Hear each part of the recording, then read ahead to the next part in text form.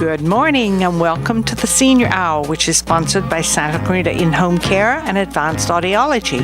I'm Barbara Cochran with my co-host, Dr. Jean Dorio, on your hometown station AM 1220 KHTS. This is a show for, about, and by seniors, giving information to enhance one's quality of life. And our first guest this morning is Rick Fuentes of Home Health Care Santa Clarita. And later in the hour, we will be having Katherine Kenneally of Kenneally Acupuncture. Welcome, Rick.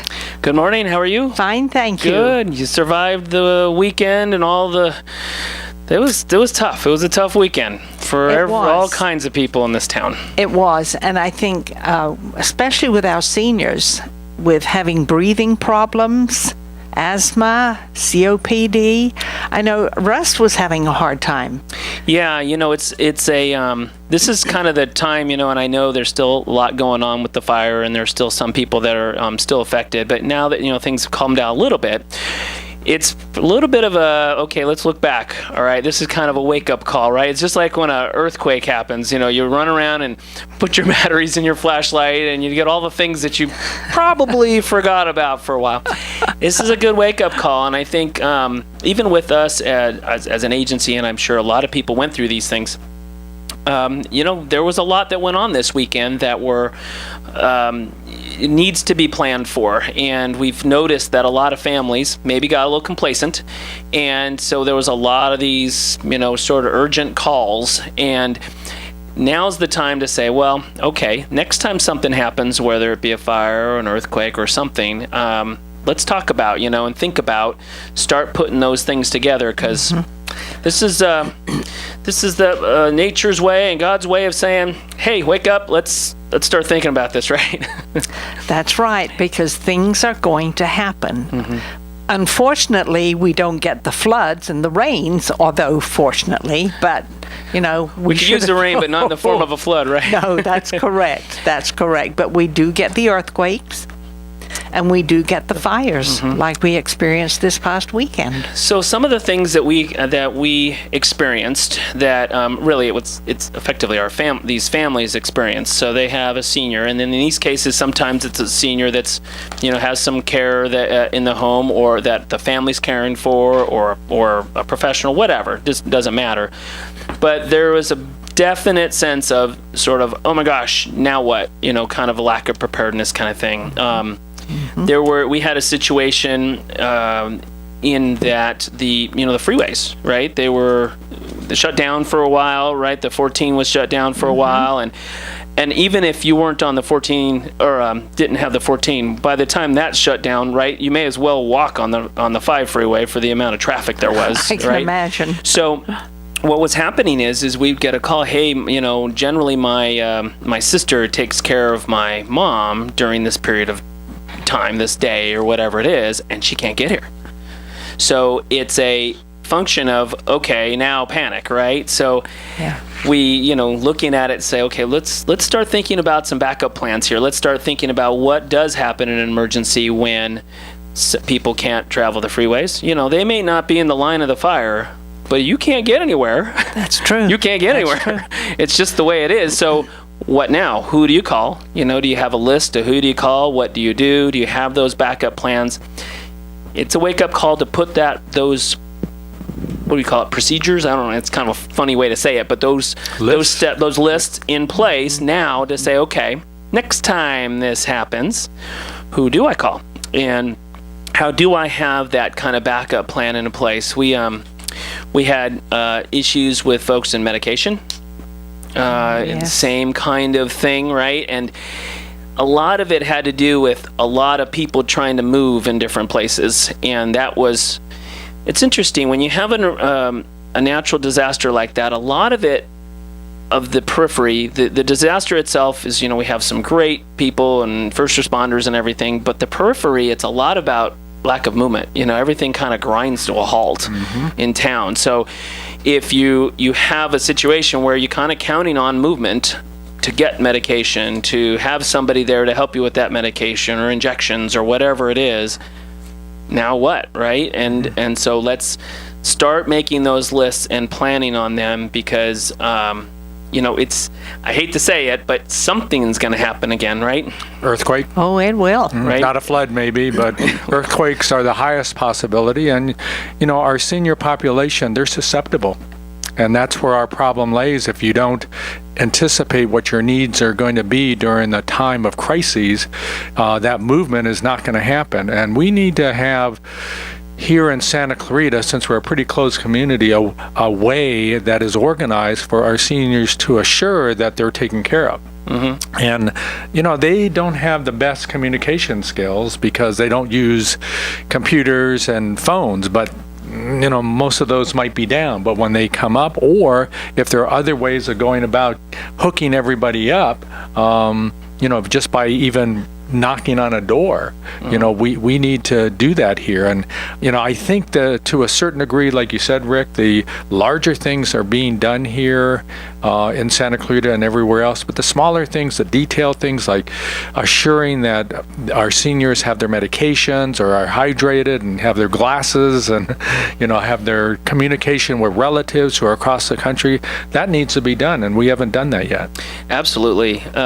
It's kind of a good and interesting thing. You got the big things not taken care of, but we did a great job. Everybody did a great job. And I'll tell you what, this community definitely came together. We were a Red Cross center, and there was more stuff and people and help than it could take. Mm-hmm. But the little things are tough. If you have somebody who, this was several days, right, of really kind of a lockdown around here. It was. If somebody isn't hydrated, and like you said, this is simplest little things, hydrated and can't find their glasses, that causes falls. That causes big deal stuff. Absolutely. That in the senior population in particular, you have to think about it. So it's interesting. I had a couple of stories. I had one that was a family that this is not a senior, or it was actually a couple that was not really in the line of the fire, wasn't evacuated or even voluntarily evacuated, but the air quality, the smoke, really had really trouble in terms of breathing. And so these aren't ones you would kind of instantly think of. It's not the ones on the news where you see the fires coming down, right, and that kind of thing. These are farther away, certainly not really in any danger of that, but really struggling in terms of that air quality and depending on how those winds shifted, and just didn't know who to call. They were literally, neighbors and people, and it just was a mess, and they really struggled for a good day and a half until we finally kind of got coordinated. They got us a call. We got somebody out there, that kind of thing. And then conversely, we had another family, not with air quality, but just the relative who was caring for them couldn't come in. But they did have a good backup plan. They had this kind of phone chain thing, right? And if they're not there, call this. If they're not there, call that. And then the key, you guys, wasn't just who to call, but those people knew who to call. So you get the call, right? And so-and-so needs help. Well, what do I do? Well, they previously said, if this happens, then mom's going to call you. Here's my number. Here's the next thing to do, and that kind of thing. And they had it pretty locked down. It was still, drama, but they had it locked down, and they did a great job. So really have to stop and think, and we do this. You guys probably did the same thing after the last earthquake, right? We all got ready, and we all got our stuff, and we all got the things ready. And then it's probably all, I know, I was talking to my son, he's a Boy Scout. I'm like, you should have been telling me about this before this thing happened, because it's be prepared, right? So I said, okay, this is with my 13-year-old. It was kind of a good father-son thing. It's okay, let's go, buddy. Let's get this figured out, because next time the fire could be headed to us or the earthquake, and that's everybody.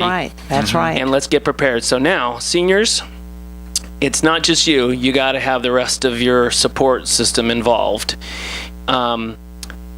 People think about things like freeway closures and not being able to get around town.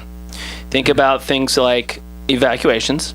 Where do you go? What do you do that isn't just in a shelter that, isn't prepared to be able to accept, really handle a senior and their needs?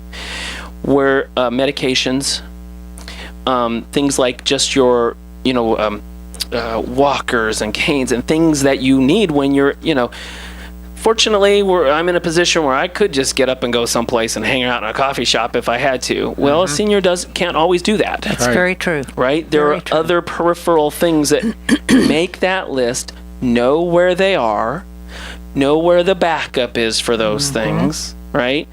Know who you can call to get this or that and bring it. If somebody knocks at your door and says evacuate, right? You should be able to pull, and we always talk about putting that right on the back of your front door. All these things, the medications, the peripheral things, walkers and canes and so on, any of the devices that you need on that list on the back of your front door. So you always know it's sitting in there, has all the phone numbers, everything else. So emergency, first responders, or friends or neighbors or family, whoever it is that's helping you get out of there, rips that off the back of the door and figures out what they need. That's interesting. I'd never thought about that. I'm going to do that because nothing's on the back of our front door. Except the doorknob to open the door. And, you walk in that door and you're whoever, even if it's just a neighbor, where's all your stuff? Well, and if it's kind of an emergency situation, even if it's not, the world's caving in, but even just a little stressful situation, right? It's hard to remember all that stuff then. I just want to get out of here, And what about pets? Go grab the cat. If I'm a neighbor and I don't know you have a cat or a dog, how do I know this stuff? And if you're kind of a little bit worried, right?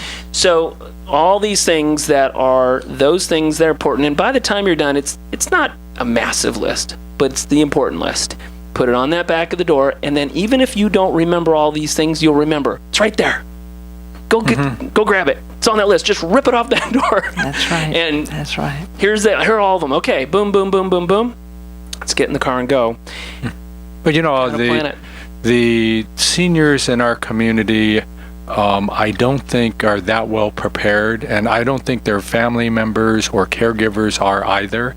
And that is our problem. People listening to our show right now, they're getting a little tidbit of this, but is it not the obligation of the city or people in the community to come forward and say, okay, let's organize the processes and procedures needed for our seniors to be able to be taken care of in the event there's a earthquake or a fire. And we have neighborhood watches. Why don't we have neighborhood senior watches too, so that we can put in at the senior center, we can alert people there. The city can have people going out and talking about it. We can bring other people on our radio show that will start handing out lists of things to do. When there's an earthquake, I will tell you an important aspect of the problems that seniors face is when the earthquake hits, things fall. And some of our seniors, and I know when we had the 1994 earthquake, one of our senior neighbors was trapped under a bookcase. And, we went from door to door knocking on everybody's door, but we went first to our seniors in the community. Knocked on their door, no answer, knew there was something wrong, got in and found that they were trapped. And so we were able to lift the bookcase off of them, and they turned out to be okay. They didn't break anything. But the point is, though, that, we have to look after each other. And as I mentioned, our seniors in every community are more susceptible. And because they are, we have to have a better game plan throughout Santa Clarita. And where do we start that? On this radio show? Where do we start that? In the city? Over at the senior center? I don't know. Well, I'll tell you what, absolutely, radio show in the city, absolutely. You go full force on this and exactly kind of that planning as a community. And I'd say, you started on your block too. I was just talking, what did I just say? And this is, you're giving me a good thing. My son's a Boy Scout, so I say, okay, let's be prepared, us. Well, why did I just say us? I got seniors on my block. This should be not just us. We've got that responsibility, I think, as a community.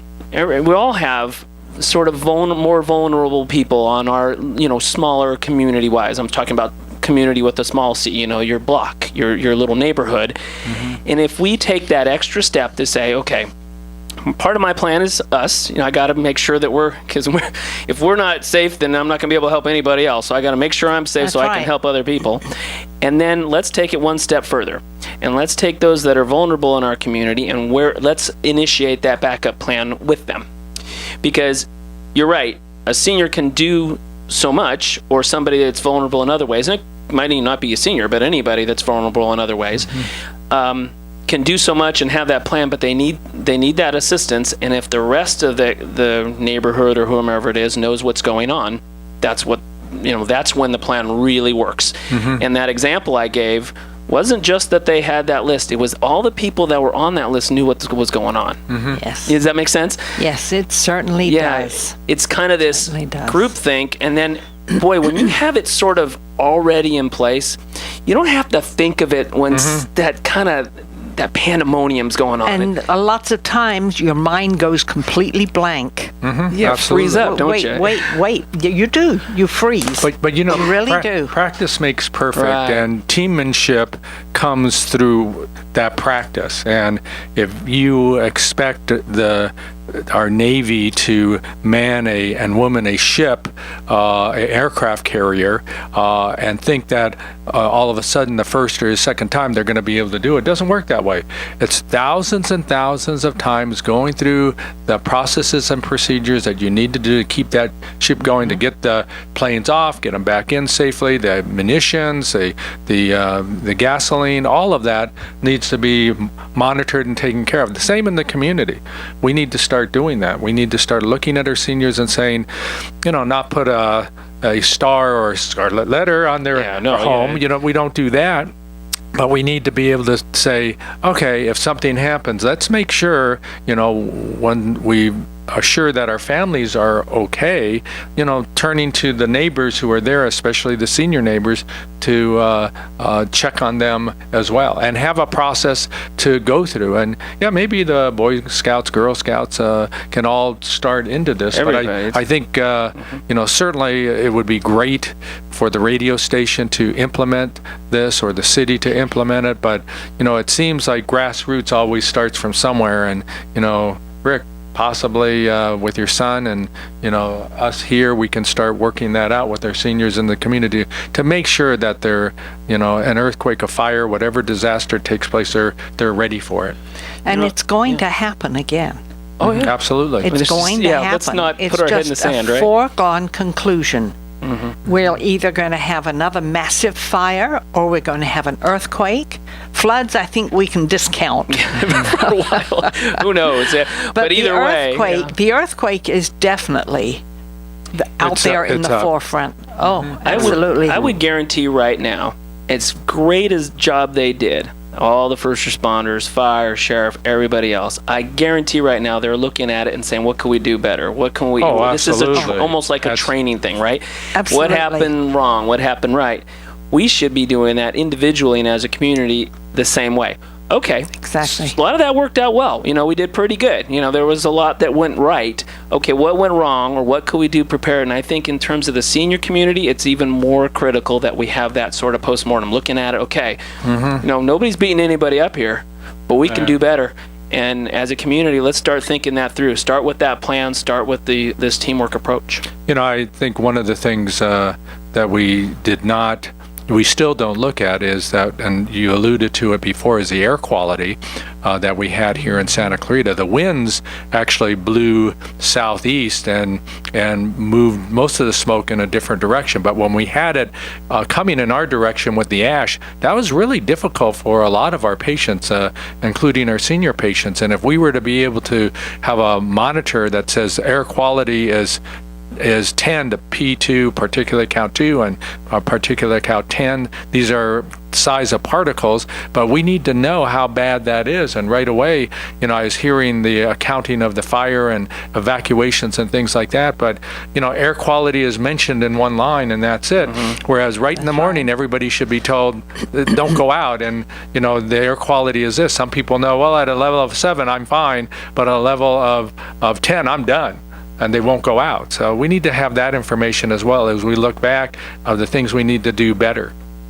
Absolutely. That's right. And the smell that gets into the house Oh my goodness. It makes you think, is this house on fire too? Yeah. You know, it's really bad. Yep, yep. It really is. Well, you have a tough job, Rick. Well, This is not an easy chore, doing what you do, but also to be here today to allow us to reflect on what's just happened, but also to look ahead and say, well, we need the teammanship and get prepared to anticipate all the needs that are going to be out there for our seniors. So your work is done in a totally different way being here today, and we appreciate that. That's true. And your organization is incredible. Having had first-hand knowledge and use. Because when we were in the hospital, Gene said, we're going to need somebody in. I said, I call Rick. What's his number? And Lori at the station here gave me your number, and I called you right from the hospital. Yep. And you've really saved my life as well as Russ's. Absolutely. Absolutely. You have a great team. All right. Appreciate it. Yep. They work hard. Very hard to try to do that, and they reciprocated and like the folks that they work with too, which was really good too. Yes. So Yes, just that's good. make sure that our senior listeners know how to contact you. Yeah, so it's home care services, and 800 numbers, easiest. It's just the toll-free number. So it's 800-808-4777.